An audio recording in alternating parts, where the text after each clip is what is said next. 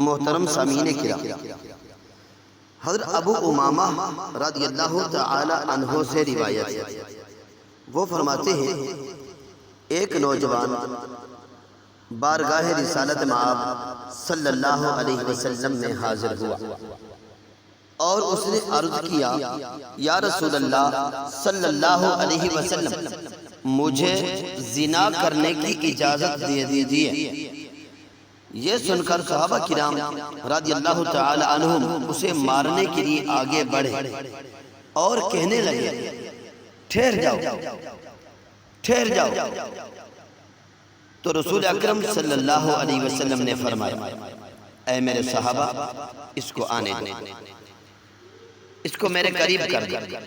وہ نوجوان حضور صلی اللہ علیہ وسلم کے قریب پہنچ کر بیٹھ گیا۔ حضور پر نور صلی اللہ علیہ وسلم نے اس سے فرمایا، کیا تم یہ پسند کرتے ہو کہ تمہاری ماں کے ساتھ کوئی ایسا فعل کرے؟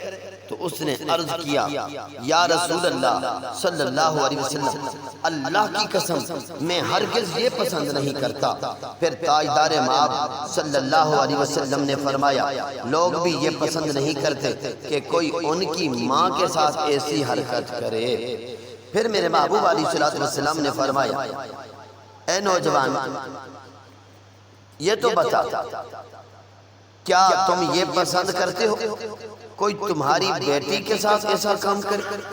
تو اس نے عرض کیا، یا رسول اللہ صلی اللہ علیہ وسلم، ہرگز، اللہ کی قسم ہرگز میں یہ پسند نہیں کرتا۔ تو میرے محبوب علیہ السلام نے فرمایا، لوگ بھی یہ پسند نہیں کرتے کوئی ان کی بیٹی کے ساتھ ایسا کبھی فعل کرے۔ پھر نبی رحمت صلی اللہ علیہ وسلم نے اس نوجوان سے فرمایا، اے نوجوان، یہ بتا، کیا تم یہ پسند کرتے ہو کوئی تمہاری بہن کے ساتھ ایسا عمل کرے؟ تو پھر اس نوجوان نے کہا، اللہ کی قسم میں ہرگز یہ پسند نہیں کرتا کوئی میری بہن کے ساتھ ایسے گندے کام میں مشغول ہو۔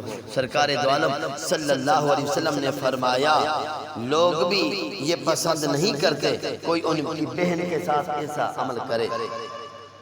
پھر میرے محبوب علیہ السلام نے ارشاد فرمایا، کیا تم پسند کرتے ہو تمہاری پھوپھی اور تمہاری خالہ کے ساتھ کوئی اس طرح کا عمل کرے؟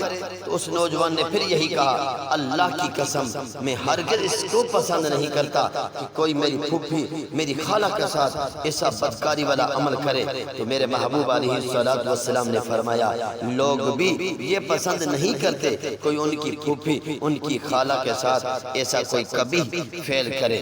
پھر میرے محبوب صلی اللہ علیہ وسلم نے اس نوجوان کے سینے پر اپنا دست مبارک رکھ دیا اور دعا کی، اللہم اغفر ذنبہ وطہر قلبہ وحسن فرجہ، اے اللہ اس کے گناہ بخش دے، اس کے دل کو پاک فرما دے اور اس کی شرمگاہ کو گناہوں سے محفوظ فرما دے۔ اس دعا کے بعد وہ نوجوان کبھی بھی زنا کی طرف مائل نہ ہوا۔